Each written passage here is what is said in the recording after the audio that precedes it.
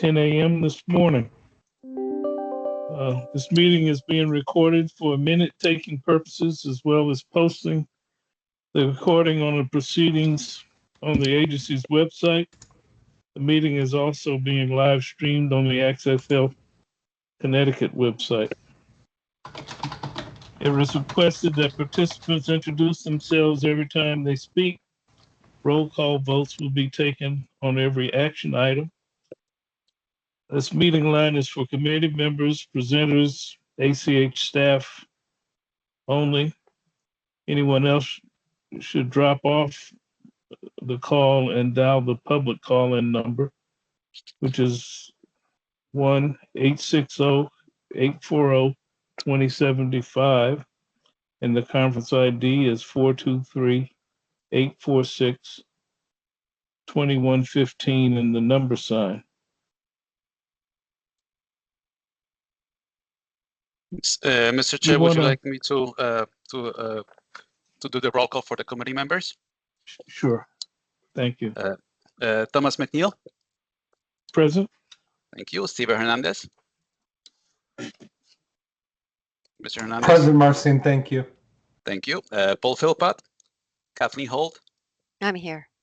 Thank you. And Dina Berlin. I'm here. Thank you. We do have a quorum, Mr. Chair. Thank you. Should the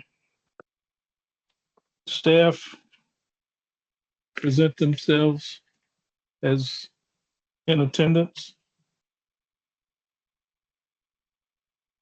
Good morning, everyone. Holly Zwick, Director of Finance, Access Health Connecticut. Good morning, everyone. Susan Rich-By, Director of Legal and Governmental Affairs, Access Health Connecticut. Good morning, Glenn Jurgen, Director of Human Resources, Access Health CT. Thank you. And I understand, Marcin, that there's no public comments. That's correct, Mr. Chair. We did not receive any public comments for today's meeting. Okay. Okay, everyone should have received the minutes from our last meeting, May 8th, 2025. Hopefully you've had a chance to look at those, and if you're willing, I'd entertain a motion to have those minutes approved. I'll make that motion, Kathy Holt. Do I have a second? I'll second that, Steve Hernandez. Thank you. Marcin, you want to call the roll for that vote? And Mr. Chair, is there any discussion on the motion before us? Any comments or issues with the minutes that should be discussed? Okay, hearing none. Tom McNeil, yes. Thank you. Steven Hernandez. Yes. Paul Philpott. Kathleen Holt. Yes. And Dina Berlin. Yes. Thank you. Okay. Why don't we turn the floor over to Glenn Jurgen to get a staffing update. Thank you, Mr. Chair. Good morning, everyone. Glenn Jurgen, Director of Human Resources with Access Health CT. And we're going to jump in this morning and give a update on where we are with the staffing regarding some demographics and other pertinent information. So let's start off with ethnicity. And as we've seen over the past number of meetings, this trend has remained fairly consistent with a good number of our staff being from a very diverse background, specifically from the Hispanic and Black African American ethnicities. We also have some folks who are of multi-race and some folks from the Asian race. This, again, I know I've mentioned this quite a number of times before, helps a lot with our culture internally, but also helps with us dealing with our consumers who are very diverse as well. A lot of our staff speak multiple different languages, so it's extremely helpful. We actually have some staff who assist us with our internal translation efforts as it relates to Spanish documents. We do use some translation services but to have some folks who are actual native speakers from different countries helps us get all the details correct for different audiences. So this has helped Access Health in multiple ways. Again, not only for our employees internally, but externally in dealing with our customers. And Marcin, why don't we skip ahead to the next slide? Generation, this is the slide, or these numbers are the ones that are constantly changing slightly every time we meet. And it's always very interesting to see here. We can see the number of baby boomers has steadily been shrinking over the past number of meetings and past number of years. Generation X as well, not as big as it once was. And we get into the larger group of our staff is our millennial group. And now we're starting to see our Gen Z group as well, which is a little bit eye-watering for employees born between 95 and 2010. But when we do look at the calendar, it's completely permissible. But this also has an impact on our culture as well. We always have to be considerate of different generations, their adeptness to technology, ways of receiving information, and culturally, internally, of just how they enjoy dealing with and interacting with themselves and consumers. So this is always a good reference for us and something we think about in HR and organizationally when we do deal with our staff as a whole. And Marcin, if we could go to the next slide. Hey, Glenn, if you back Yes. up, I just have a question. Do you think that generation graphic represents just Access Health, or do you think this would be reflective of just a random company with similar number of employees? Tom, let me look that up and get back to the committee on that. If I were to make a guess, and it's just an educated guess here, I would say this is fairly similar to what we see out in the general workforce. I would say this is probably representative of kind of a larger, insurance or financial organization. Maybe different if you start getting into technology or manufacturing or whatnot. But I can see what I can find from maybe some U.S. Department of Labor data or some other data that's out there and return that to the committee if that's okay with you. Okay, that'd be great. Thank you. Excellent. No problem. And I apologize, folks. Any other questions before we move ahead? Okay. Thanks, Marcin. Gender and pay type, these have remained fairly static. We are a more predominantly female organization, 59 to 41%. Our pay type remains steady at roughly 65% to 35% salary and hourly. Most of our roles being salary just because of the technical nature of those roles. Hourly tend to be our customer support, folks in operations, administrative support, roles of that nature. Any questions on this slide here? Okay, Marcin, why don't we shift gears? We're going to talk now about the intern program. We had discussed this at our last meeting. We had a really robust program this year. The program started in early to mid-June and ran through mid-August. We had 9 interns total, which was impressive for an organization of roughly 100 people. So if you will, I was not a math major, but we increased our employee population by 10% for the summer. So that was a little bit of challenge with seating and whatnot, but it was a lot of fun to have the interns around with us. They're mostly from various Connecticut universities with 2 interns from out-of-state schools, which was really exciting, shows that we have some reach. We used a system called Handshake, and that's what the majority of colleges and universities use. So you post your job on Handshake, you post what majors you're looking for, what schools you would like to have. So we focused a lot in Connecticut, but still just the way the internet and recruiting works, word got out beyond this, and we had a very robust applicant population. And we had, as mentioned, an excellent response to all postings, to the point where, the hiring managers and departments really had to pare down. It wasn't that they had 3 or 4 and they interviewed everyone. We had well over a dozen, if not dozens, for each of these positions and roles. So really good response. And we imagine the traction we had from the program this year will give us even more responses as we get into the next year. But I'll pause here for any questions. Okay, Martin, let's advance to the next slide and talk about the group project. So we had the interns were working on a group project in addition to their responsibilities within their department.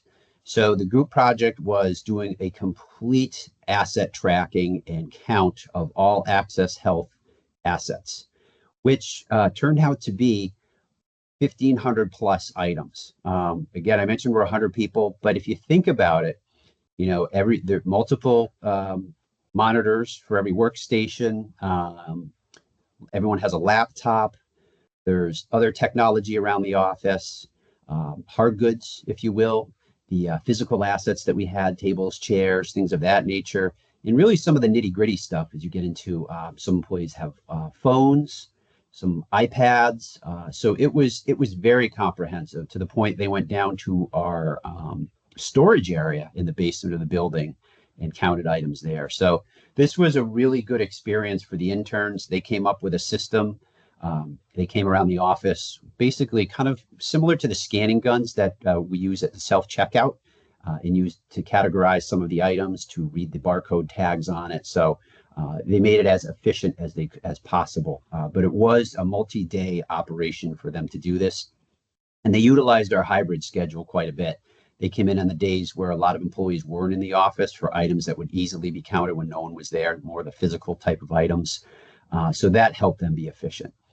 But then they shifted gears into software recommendations because they had all these assets, they had them categorized. How do we do this going forward? And they got to see a lot of kind of the peek behind the curtain of what it's like to deal when you're dealing shopping for software. It was kind of humorous. They learned a lot about sales and the promises that are made on those initial sales calls. And then when they witnessed the demos, maybe not as accurate of information was shared with them to get the foot in the door when they had that. So it was a bit eye-opening for them, but a great learning experience. And they presented their results to the senior leadership team in a presentation, which was absolutely fantastic. I'll get into some of their slides in a few moments here. We actually had our associate director of finance was the liaison, the intern liaison, if you will. He worked with them. He assisted them with this. They met weekly, if not more than weekly, to go over this project, to keep it on track. But they really did an excellent job collaborating with each other because they had such a diverse group of not only students, but backgrounds, you know, from HR to information technology, training, finance. And they all really utilized their strengths, kind of divided and conquered, and came together and gave a fantastic presentation to the leadership team, which we'll get into next. But before I get into that, any questions from the committee? Okay, Martin, let's get into the presentation that they did. So they put together a fantastic presentation to the leadership team, and I'm not going to include the whole thing, folks. It was very comprehensive, but they went into how they actually went through their collection of the physical assets. They split into groups, created a plan of action, how they did on their first day, collecting inventory, their second day when employees were around, and then collecting missing information on day 3. And they had to compile all that information into a pretty darn comprehensive spreadsheet, and then organized everything so it could be easily tracked and found within that spreadsheet, and then create a process document for it. Archie, let's go to the next slide, please. And then they went into the software portion of this, which was meeting with finance and IT to discuss the needs, because this was a twofold process. They needed something that could track the inventory, and IT has the most inventory within the organization, especially if you think of technology. Things happen, machines wear out, they break, they get old. So those are rotated pretty frequently versus, let's say an office chair. But IT also needed to track that too for cost, depreciation, things of that nature. So it was a system that had to work in two ways, not just for IT and not just for finance. It had to meld the two departments. So then they conducted research, came up with questions. They wanted to have 5 platforms to set up demos. There's many, many out there. They could have been bogged down for the whole summer going to demos, but they were smart and had a good limit. And then they created a comparison spreadsheet that would allow them to evaluate the criteria they were looking for. They had discussions, weighed the options, created the recommendations, And then before presenting to the senior leadership team, they did a recommendation to IT and finance. March, and let's go to the next slide. This slide did stick out for us. This is one of the marketing interns created, how the interns embodied the core values while they were going through the process. And, this one's a bit near and dear to my heart, being the values is a huge part of our culture and our organization. But they really drilled down to how they, as the group, embodied those core values when they did this project from start to finish. So I wanted to share that with the group here. And March, and let's go to the next slide. And these are two screen grabs from LinkedIn. This was from Duana, who was our intern in training, and Ari, who was our intern in human resources. These were unsolicited posts that they posted on LinkedIn, sharing how the internships really benefited them, changed them, how they enjoyed interacting with everyone. It was really quite humbling to see this pop up in our collective feeds. Just to see them thanking and talking about what a great summer that they had. We did have some wonderful feedback from the interns in terms of kind of the proverbial exit interviews that were done. Got some great feedback from some improvements we can make, but overall, folks, this was a huge success for a program. We've done internships kind of on an ad hoc as needed basis. Finance has had interns over the years. Legal has had interns over the years. This is the first time we had a large group of interns and had them working on a project. So we were confident it was going to go well, but really it went beyond our expectations. These students learned quite a bit. They came in, I can remember seeing them first day a bit nervous, deer in the headlights. And then when they're presenting to the SLT, very confident. They all stood up at the end to answer questions. Everyone said something. So it was quite a transformation to see in a number of weeks. But, one of our goals here was to have them learn something beyond their major, beyond what their course of study is. And that happened. We also hope that some of these individuals would form some connections and networking. And that exceeded our expectations too. The two interns here, Duana and Ariana, go to UConn. They became close friends. And one of our interns from finance was from UConn as well. He expressed he had some challenges making meals, and the three of them agreed to get together on campus and help him out with that. So it's been really exciting to see them become close, utilize each other's strengths, help each other out. I did have another employee come up to me the other day and said, hey, I really miss having the interns around. They brought a nice level of energy to the organization. They got to know all of our employees. Ari, who is a great individual, she was she was so honest in a polite way, but she did say to me a few weeks into the internship, this isn't what I expected. Your office isn't boring and beige. It's full of color. Everybody's so nice. People are willing to stop and talk to you. I didn't know what to expect from an office environment, but this isn't what I thought it would be. It's really fun to work here. That being said, we also had to tell them we're a fairly unique organization. Not every company you work for is going to be like us, but you can do your best to seek out those companies. And when you do land at a company, take those pieces of our culture that you saw and you like and implement it there. But we learned a lot from them as well. This helped us understand if we can hop back, and we don't have to hop back, but in our minds, hop back to the generational slides and seeing how the younger generations entering the workforce, we really started asking them, what are they looking for in a career? A lot of them mentioned a big part of Access Health was it was more than just, for profit. It was making a difference. It's what we do out in the community, how we help people out. So that was a big part. And a lot of these students are extremely proficient in technology. So there's an expectation that when they enter the workforce, there's going to be a heavy, heavy use of technology, which I can confidently say we do that here at Access Health. One can almost say we are a tech company in addition to a health insurance exchange. But I've done a lot of speaking, folks. Are there any questions or any comments?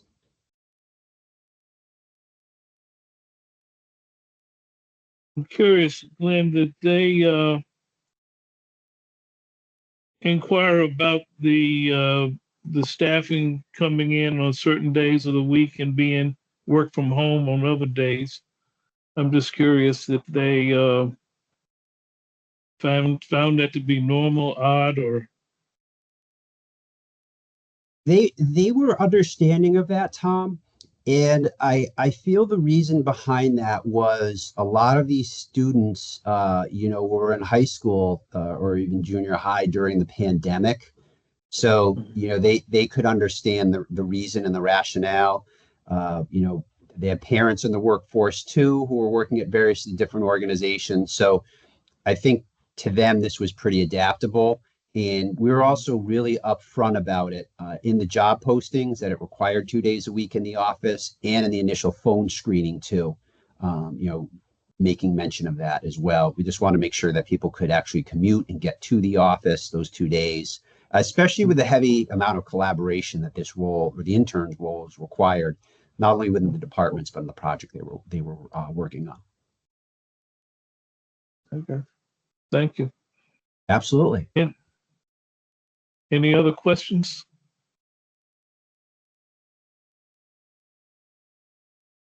Okay. Okay, thanks a lot. Great No program. problem. I'm glad it worked out for Access Health as well as enrich the interns' experience in the workplace. It really was great. We're still smiling about it. A lot to be proud of on both ends. So thank you, Mr. Yeah. Chair. Yep. Okay, I think we've completed our agenda for the day. I'd entertain a motion for adjournment.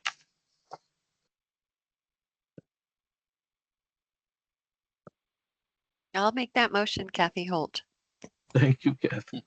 I'll second Steve Hernandez, and thank you for the great presentations. Absolutely. Thank you, Steve. Thanks, Steve. Marcy, you want to call the roll? Yes, Or Mr. vote? Chair. Okay. Yes. Thomas McKeel, Yes.